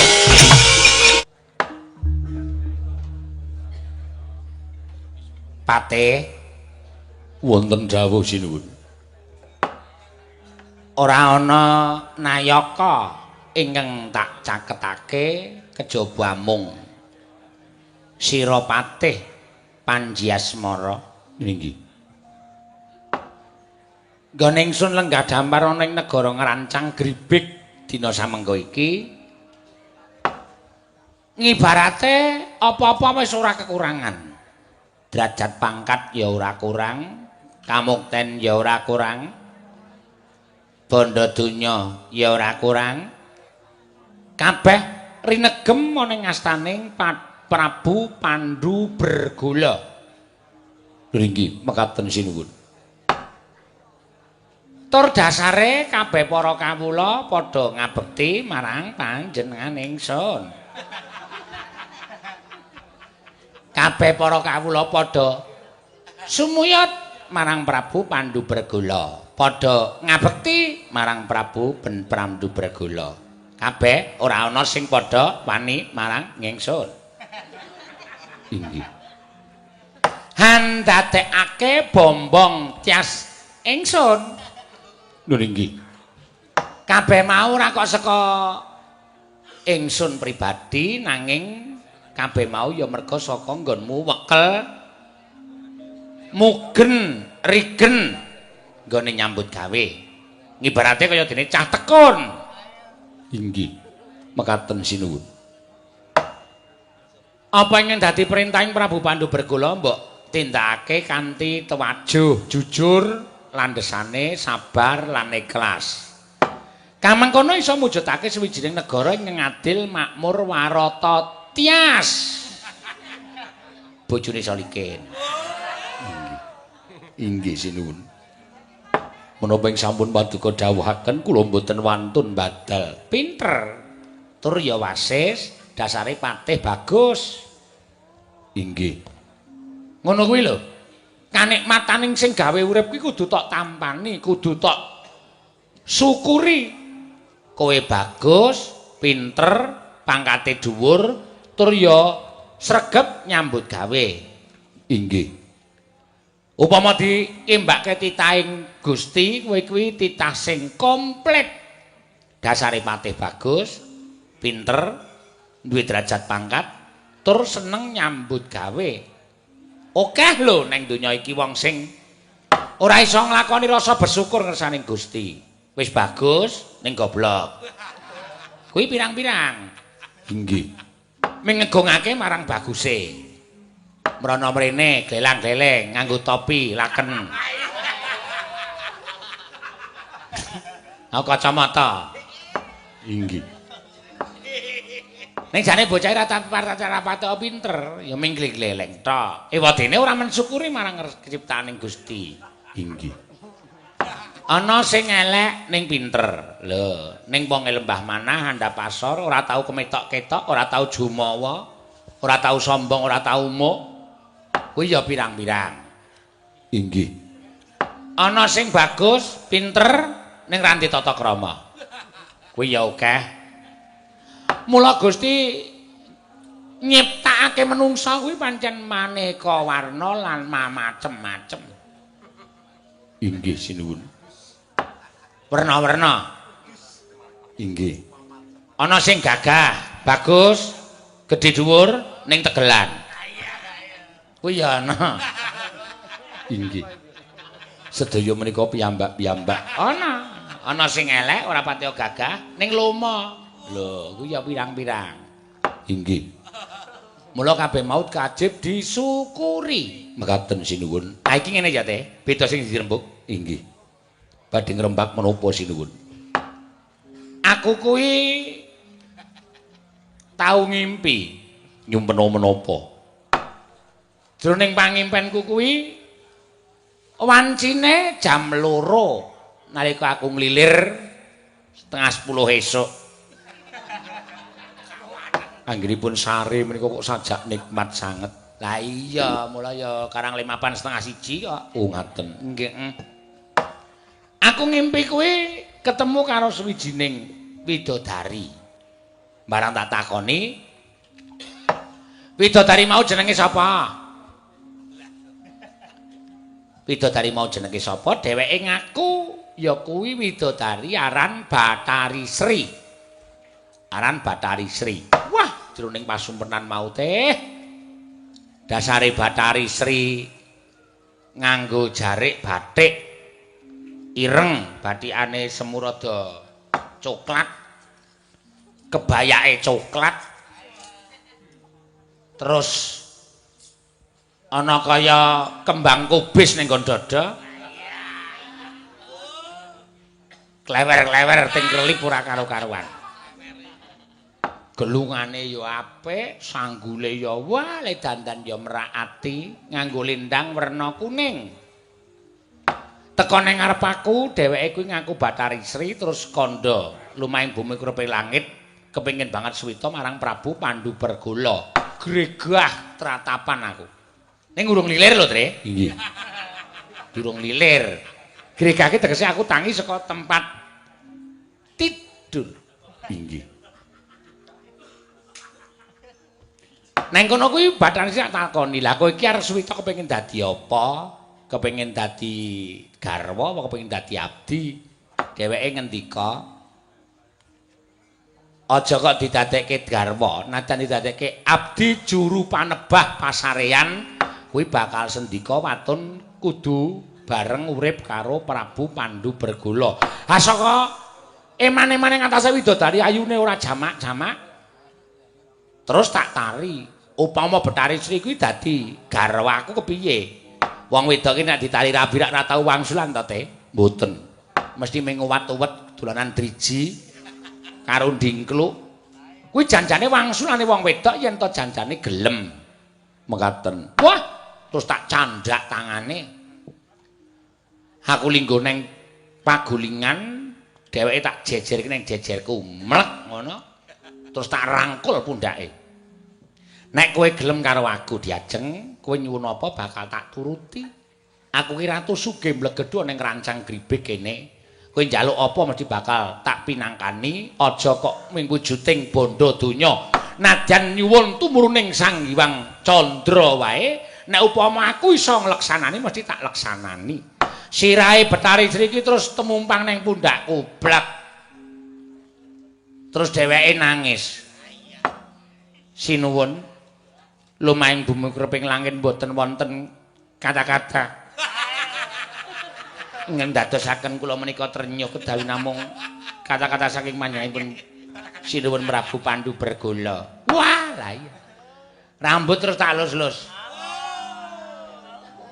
Rambutipun Dewi Sri. Wah ki patih ora sembrono ora. Terus tak belai-belai. Rambute Bathari Sri tak lus-lus. inggih. Saya suwe terus. Ayo ta? Inggih. Bathari Sri tak bopong. Wah, jan temonjo kae. Oh, gede banget ya. Inggih. Lemu Bathari Sri. Inggih. Wak gotong nganti ngampet-ambegan. Terus tak tibake ning pagulingan. Sare. Aku apiye to kahanane nang ngimpen lho ki, Tre? Inggih. Terus aku mubeng ngamben. Arep sare nang jejere. Ora krasa nek amben kuwi mepet tembok. Inggih. Bingung tekan liwat aku. Terus mlumpat saka dhuwur aku. Nginggil lamben. Mlumpat saka dhuwur, rekae arep mapan sare. Dewi Sri arep tak peluk. Dipun rangkul. Wis pokoke dipeluk dikeloni ngono wae. Gragap tangi. Bathari Sri ora ana sing ana kucing. Kucing ning jejerku. Kucing tak candak tak buang. Jarene wong tuwa iki nek wong arep neruske ngimpi iki bantale diwalik. Bantal tak walik Saged nyumpena. tinggine mubal. Yelok ta aku teh. Inggih, inggih. Gumun kula. Ora sida ngimpi. Mekaten. Aya. Oh bingung aku. Wah, bareng kuwi tekan biar esuk ora iso turu aku. Turu miring. Bathari Sri kaya mlayu-mlayu ning pinggir amben. Karo joget kae. Nggawa lendang kuning. Inggih. Turu mlumah. Bathari Sri kaya tetenguk nang ngusuk. Bathari Sri menika. Iya. Napa Bathari Sri menika sambenipun tukang kayu. Gundulmu atas. Patih kalau diajar kowe. Mboten sini. Bathari Sri iki calonku malah dipadake tukang kayu ora.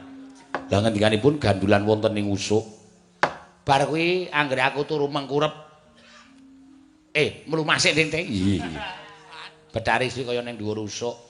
Aku miring kaya mlayu-mlayu ning pinggir amben. Bareng aku mengkurep pate. Bathari Sri wonten pundi? Kaya ning isor amben. Aku terus keloro-loro atiku. Seprene anggere aku mangan ora doyan. Wong ora ana lawuhe. Aku turu ya ora iso turu wong ora ngantuk. Sing tom-tom meneng pikirku mung Bathari Srite. Nek kowe ngerti lenggahing Bathari Sri iki saiki nang endi kowe kandha tak luruke. Tak boyonge nak pondonge dadi jatuh kamaning Prabu Pandhu Bergola teh. Sinuwun. Miturut kabar ingkang kula tampi. Bathari Sri sakmangke lenggah wonten negaring Girika Dasar.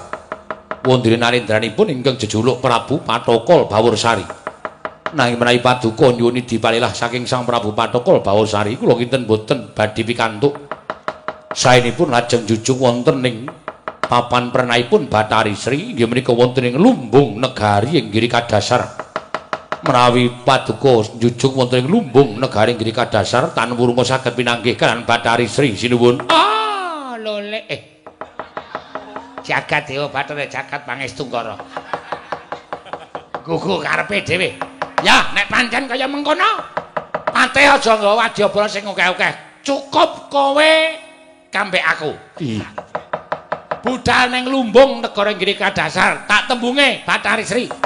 Nek ora gelem apa kelakon tak rudha paripeksa dening Sang Nata Prabu Pandhu Bergola. Ngatos-atos sinuwun. Ayo karo kowe teh. Suwawi. Patih Wonten dawuh sinuwun. bareng tekan tapal wates negara Girika Dasar lah kok kae ora paling tak sawasaka kene kok bledug mangampak-ampak. Akeh para prajurit ing padha cawuh peperangan. Mbok menawa negara Girika Dasar lagi ke taman Parangmuka utawa ana peperangan gedhe, Menika malah kaludangan kagem panjenengan saged pados margyanipun dumugi wonten ing lumbung papan pelenggahipun Bathari Sri. ngono ya teh. Nggih. Ayo golek dalan sing kepenak njujug ana ing lumbung lenggahing Bathari Sri. Aku dhewe sing bakal matur. Suwawi sinuwun kula dherekaken. Ayo teh. Piyai iki nek ayu nyandang cara apa-apa ya tetep ayu. Bengi iki Bathari Sri nganggo helm ya ketok apik.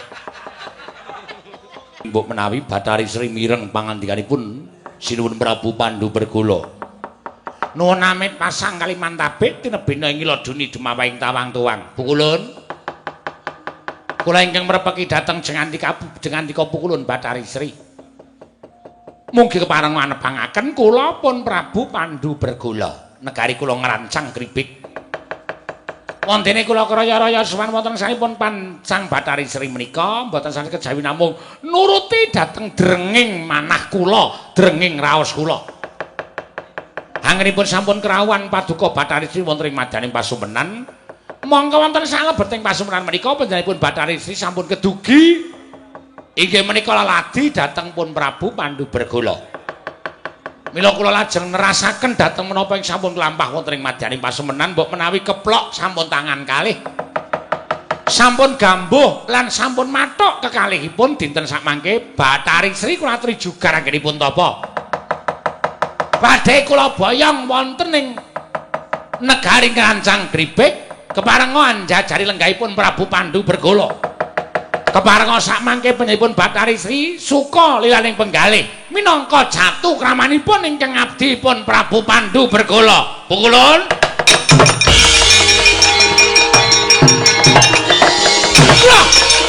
Wah, malah kok malah pergi.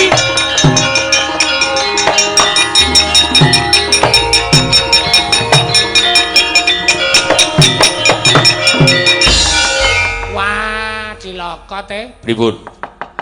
Aku matur apik-apik nganggo basa sastra sing genep. Lah kok malah Bathari Sri kok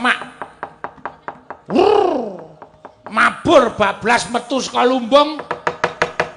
Sajake kaya ora cocok lan kaya ora mathok karo tembungku. Lah, dos pundi sinuwun malah lampahan kados mekaten. Wah, tekan lalaning naga aja. Ora pati-pati mandeg nek ora kelakon nggonku bakal jawab karo Bathari Sri.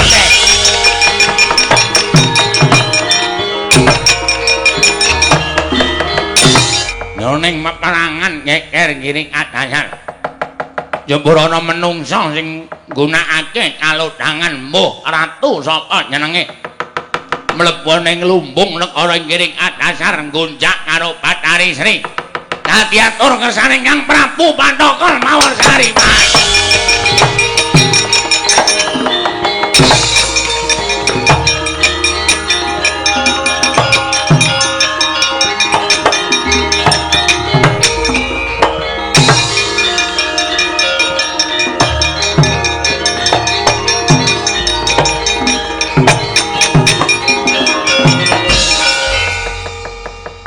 Nata mumpung dinten sak mangke nembe ngaso.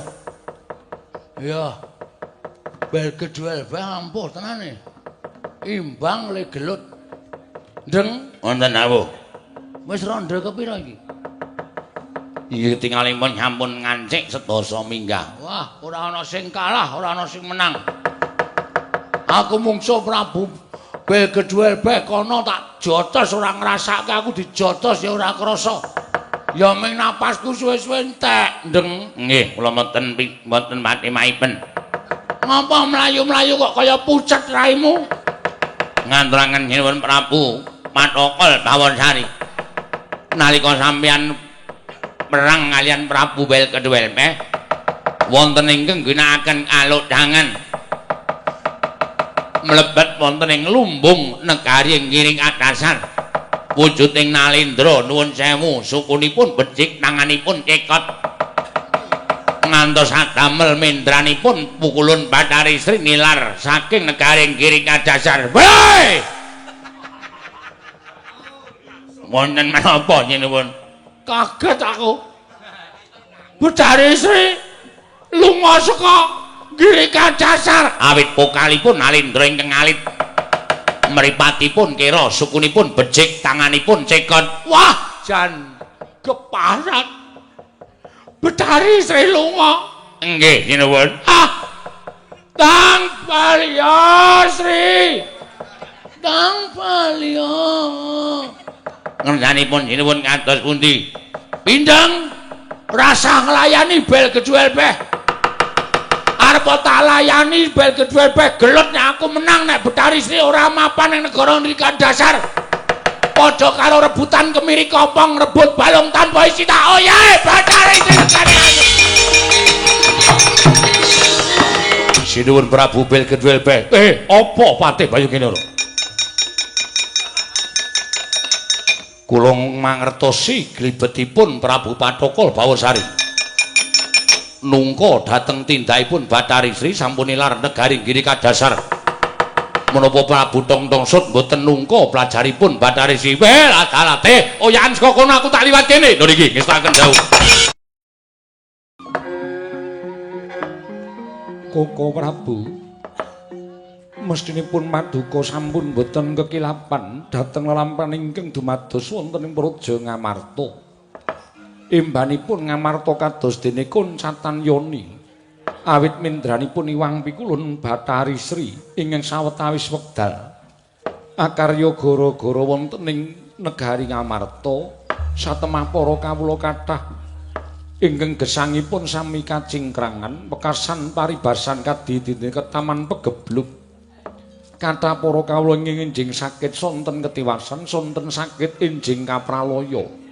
Awit saking kekirangan sandang miwah tedha Koko Prabu jagat wasisaning Bathara Wayah, Bathara jagat inggih Yayi.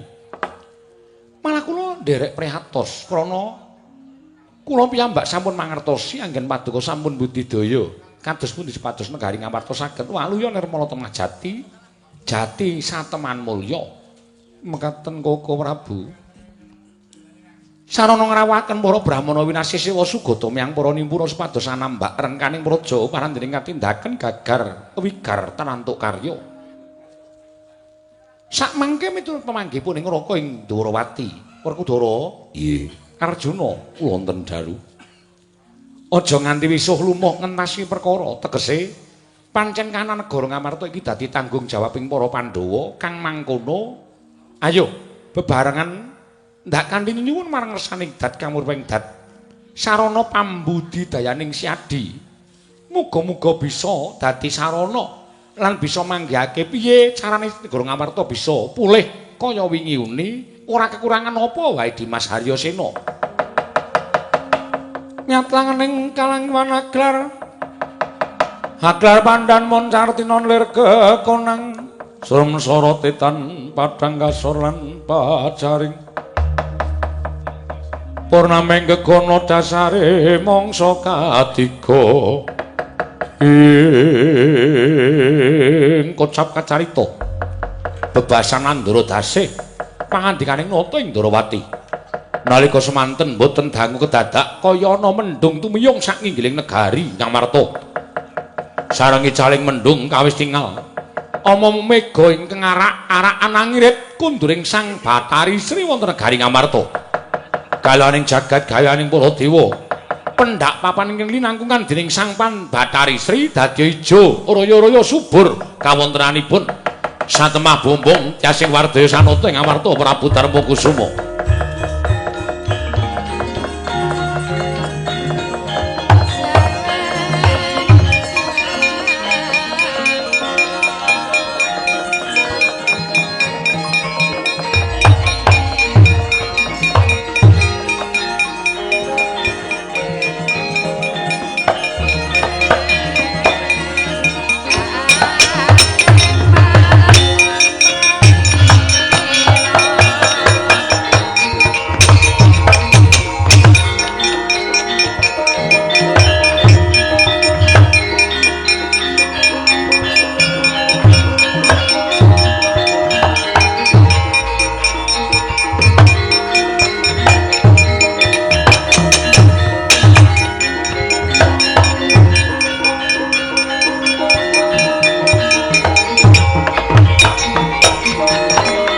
Kunjang kanjing langit kelap-lapaton lergin sanging risang mawe gandrung pukulun sembah bekti kula kunjuk mboten nginten bilih paduka ingkang ngangiring Batari Sri Kundra wonten negari Ngamarta.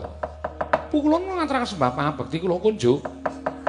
Wah, guru kakekku aku ngaturake sembahku katur. Pukulun ngaturaken sembah pangabekti kula kunjuk. Iya para Pandhawa. Ulun tombak karya bombong tias ulun nanging ngertiya lamun sejatine dudu ulun ingkang ngangiring marang Batari Sri Kundra marang Praja Ngamarta. Sayektine pancen ana muga-muganing titah ingkang ngamutha-mutha marang Batari Sri wekasan uncat saka negara Inggiri kadasar. Apa ta darunane dene jeneng ulun tumedhak ning Madyapada.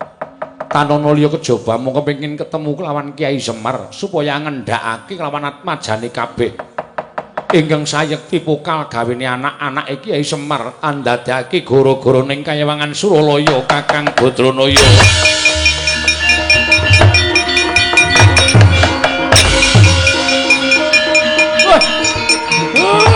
Kowe do ngopo to le ha? Dong apa lah kok nganti manik maya medhun ana ing jagat paring dawuh yen to anak-anake Semar sing gawe gara-gara ning Kayawangan. Kowe dong apa aja nganti do meneng wae. Ngapa to Pak? Kene kira ngapa-ngapa ya Truk? Ngapa to Pak kowe iki kene kira tumindak apa-apa? Maratonya lho. Kena ira ngapa-ngapa senan-senani wae. Senani wis manut kok iso dukani. Pripun Gus niki enten apa? Lah kok kahanane kaya ngeten iki?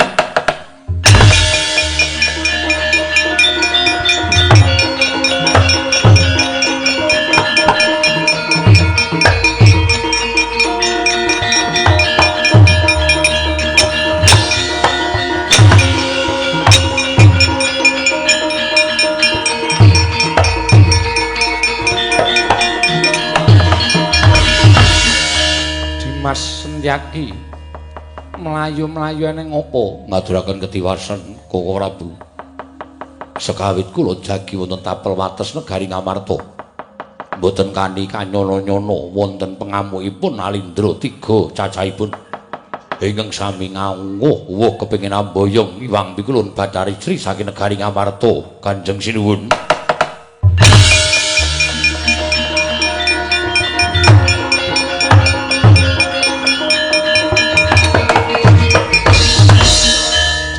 Sane ngubut ora wayah Bathara jagat. Kakang Semar kula mbok menawa ana sambung rapete karo kandikaning Wang Pikulun Manikmaya.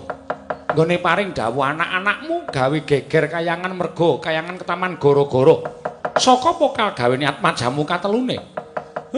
Lajeng keparingipun anakmu telu cacah kuwi kon methokke palang muka ingkang teka miturut aturing Setyaki telu cacahe Nalendra kudu mati saka tangane anakmu. Ora iso mateni palang muka nang negara Ngamarta. Tak jeploki ndasmu kowe tak kandhani ya to ya.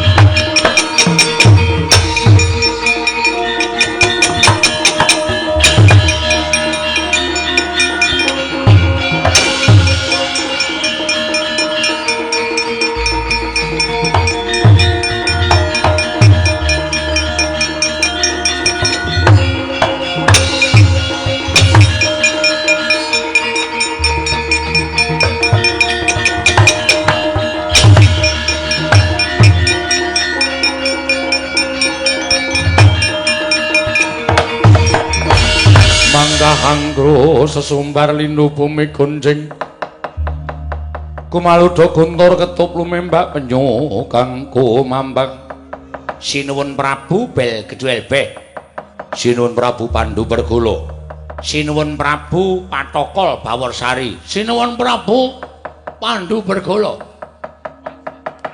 sampeyan sakarone karo aku aja nganti padha bentak sirah merga padha-padha ngalap Dewi Sri kabeh. Iya, Kakang Prabu Pandu Bergolo. Monggo Dewi Sri mapan ana negara Ngamarta. Mula kekuatan telu dadi siji. Kekuatan Pandu Bergolo, kekuatan Bel Keduel Beh lan kekuatane Patokol Baworsari. Didadekke siji manunggal tetunggalan ngrubuhake negara Ngamarta. Boyong Bathara-Esti. Hayo Prabu Pandu Bergolo tak derekake. Ya, amuk. Sulamata Jayamrata manyen padha-padha.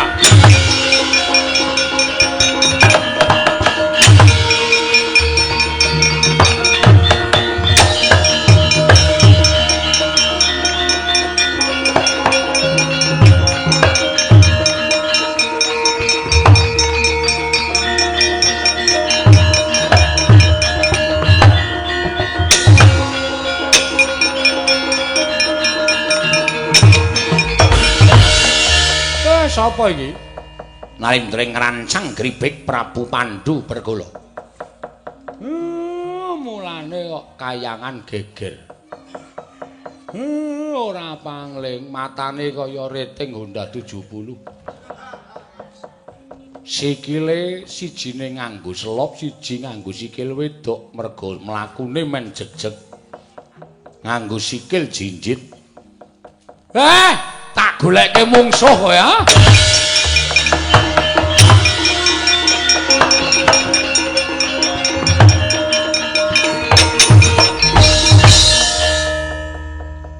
Sapa iki? Sapa iki wong kere? Kere dengkulmu mlocot ku. Dume nganggo sanad raen-raenane kok kaya ngedhep kaca aku. Ora beda Prabu Pandu Bergolo. Nala Gareng Bergolo. Ayo, endi Ratu Ngamarta tak rangket tangane. Dewi Sri bakal tak jaluk. Piye? Ratu Ngamarta, Dewi Sri bakal tak jaluk. Wah, lakon mati dereng akeh.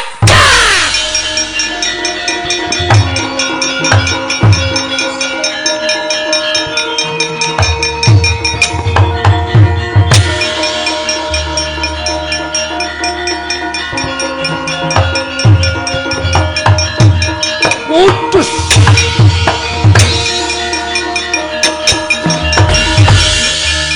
Sapa iki wong kok irunge ngembari karo aku?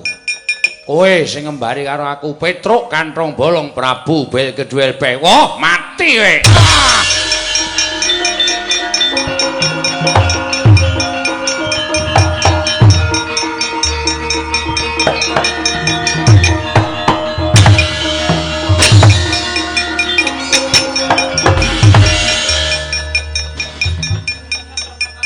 Kae piye to picak apa ya? Wis nang kene kok usdus. Lho, sapa iki? Weh, adalah. Ya meng cangkeme ndomble kono. Iki sapa? Ayo, iki Prabu Patokol Baworsari. Patokol Baworsari. Ya. Kowe sapa? Aku pakon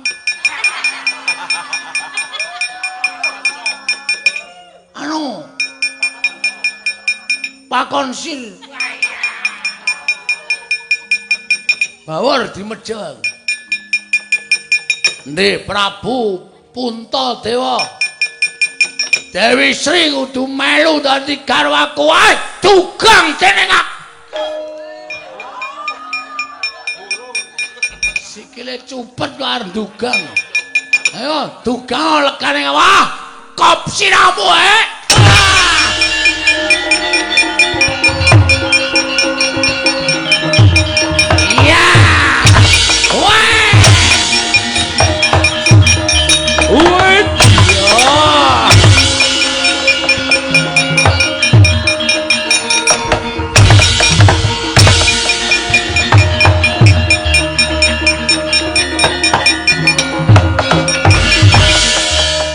Gulung Prabu Pandhu Bergala dipun ruket dening Ki Lurah Nalagareng.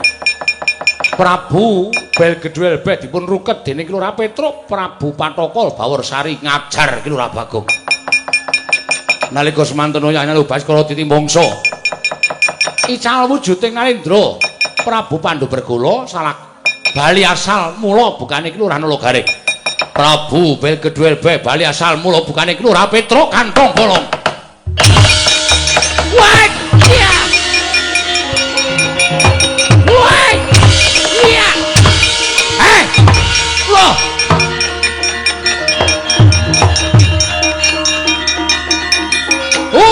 Iya. Udus.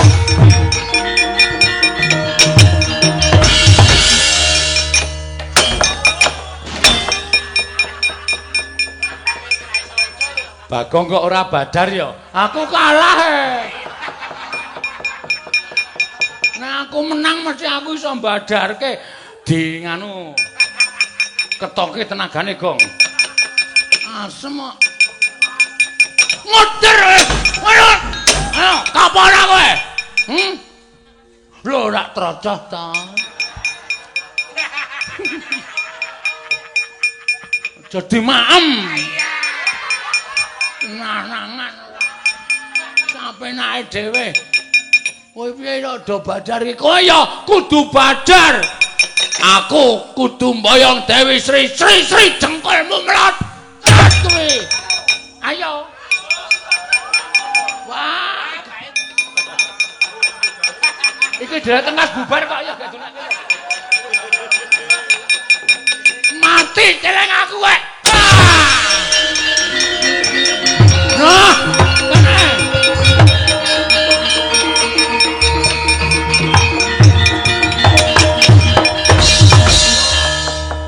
piye iki, Truk?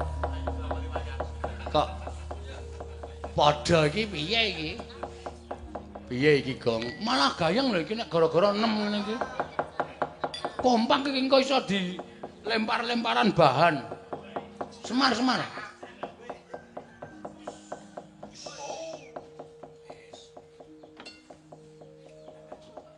Omong kula Pak Petruk nun Bagong ngapa Mer Gareng kula Pak Petruk dalem Pak Bagong piye Pak iki palsu Bagong ki nek nyeluk aku ket biyen muni Mer kowe kok Pak kowe palsu kowe Panjen niku gawean kula Pak, panjen niku gawean kula Pak, panjen niku gawean kula Mir. Ayo do salen. Sapa iki? Iki sapa? Niku bojo kula, niku bojo kula. Wis istriku, Pak. Ndekno kok do persis. Persis kabeh. Ayo. Ayo, bali wingi uni. Bali wingi uni. Jeng. Bali wingi ini jeng. Bali wingi uni Dek, ora iki gaweanku wis rampung.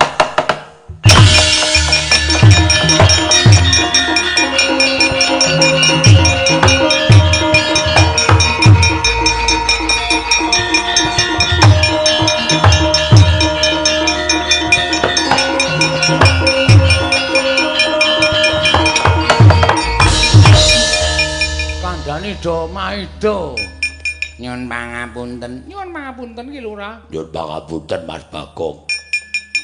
Bojomu yaine ya mangan to, Gong. Ngono awake saya njebluk. Wis semono iki kurang gedhe apa piye bojomu kok? Kandhan-kandhanane ngayal. Ana bengine iki aja mangan, marai dadi gajeh. Ora, diampet mengko setengah 6 kae jenenge breakfast ya, Truk. Saiki telat-telet wae. Nek sing kuru ora apa-apa, nek sing kebacut lemu mangan. Rekoso ling golek ukur. Ha iya. Engko bingung. Nganggo seragam iki mentelos, nganggo seragam iki engko bingung ya. Kok ngono kok sambate kok awakku saya njeblok mangan terus Ya kolok-kolok iki dipangan. Ha iya.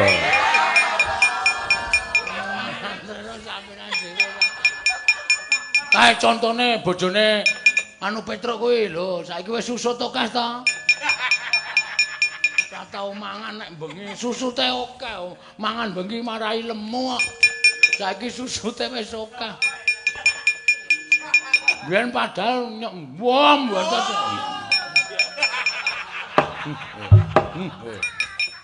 Ngrasani kowe berarti sok mlirik kowe. Minta batin. Senengane ora. Nggih pas pun boten melih. Ora wae wis entek separo. Aku ki le nyawang ki saya besesek. Ah iya to, Pak. Weh, kaya ngene gareng ki lho nyekingking cilik.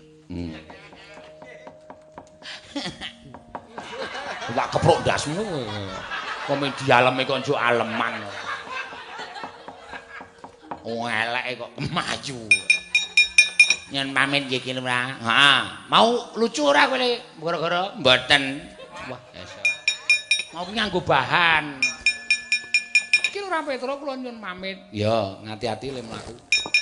Anu wae gojek wae. Inggih. Didit to? Tesih wonten. Ya syukur. Wingi seminggu tak paringi 20 yuta ra isih to? Tasih. Nek isih kurang nyuwun meneh wong aku ya kuturah oke kok. Inggih saken dawuh. Besok guayane lah. Ah tenan areng. Aku ki nek mblonjo bojoku ki 2 minggu pisan ki 20 yuta. Kuwi kudu entek. Oh, ayo. Padha karo aku. Nek mblonjo bojoku ki 2 tahun pisan 2000.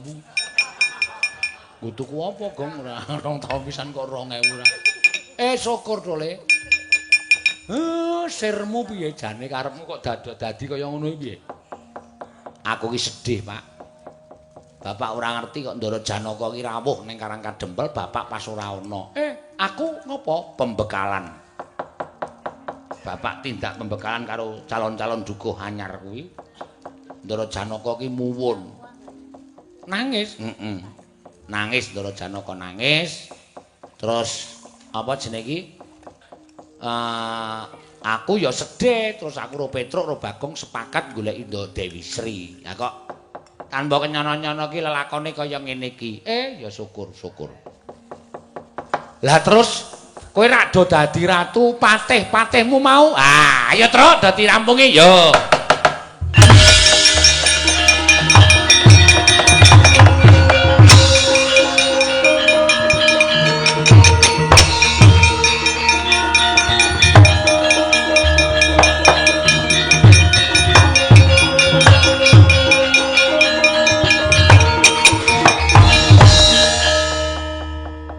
Asmara wonten dawuh. Wis rampung gone pengabdianmu selama ini. Inggih. Wis kelakon Dewi Sri kondur lenggahi negane ning Gorong Amarta kowe ganti kaya wingi uni. Oh inggih ngestaken dawuh. Bumi gonjang kancing langit kelap-kelap katon. Lir kincang ing risang mawe gandrung.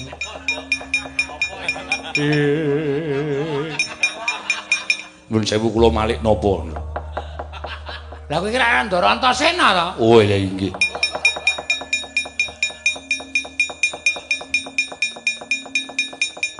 Wis.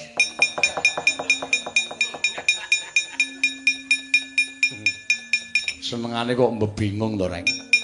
Kondur teng negara Ngamarta, mlumpuk karo Pemunden Pandhawa. Ya. Liyane pate liyane ben dirampungi ratu-ratune dhewe-dhewe mengke.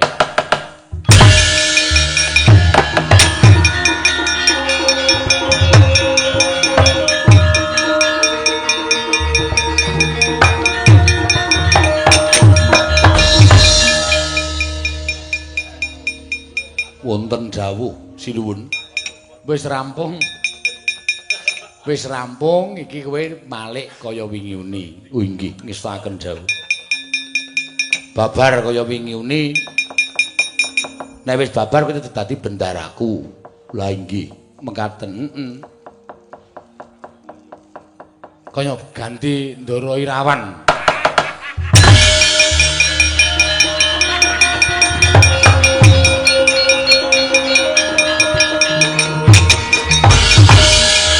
iya ndeng Anoman lali aku.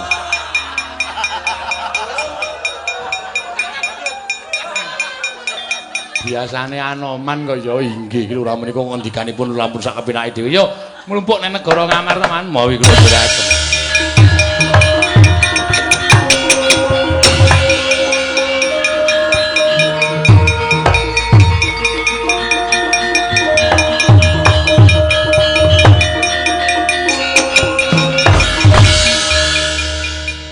Ya kowe Salen.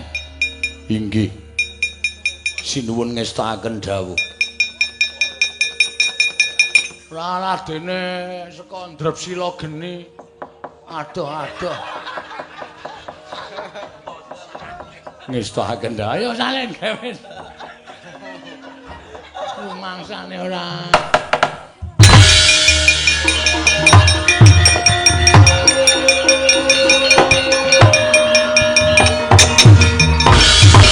Oh iya ndeng Dara Antarjaya kowe ya. Panjenengan boten kemutan. Sinten ingkang dados pate? Ayo ngapura arang ya. Wis sawetara kaya lali aku. Iya, lumpuh nang negara Ngamarta. Monggo dherekaken.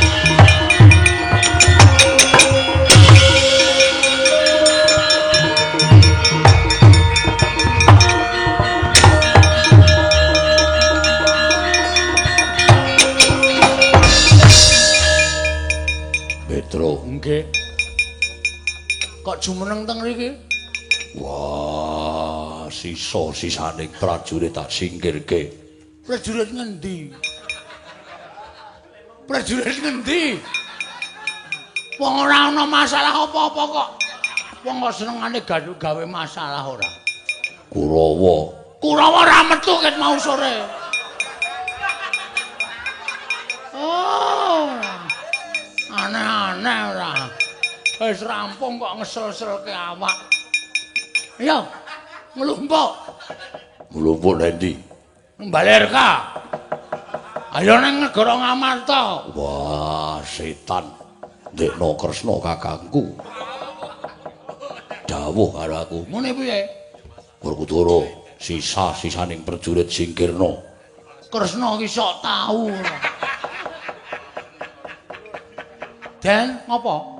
Prajurit ngendi sing sisa? Lho, biasane Werkudara ki nek esuk-esukan mesti nyingkirke prajurit. Ora kon biasane. Iki luar biasa. Biasa di luar iki. Rumangsane ora ana prajurit, ora ana wong isruh.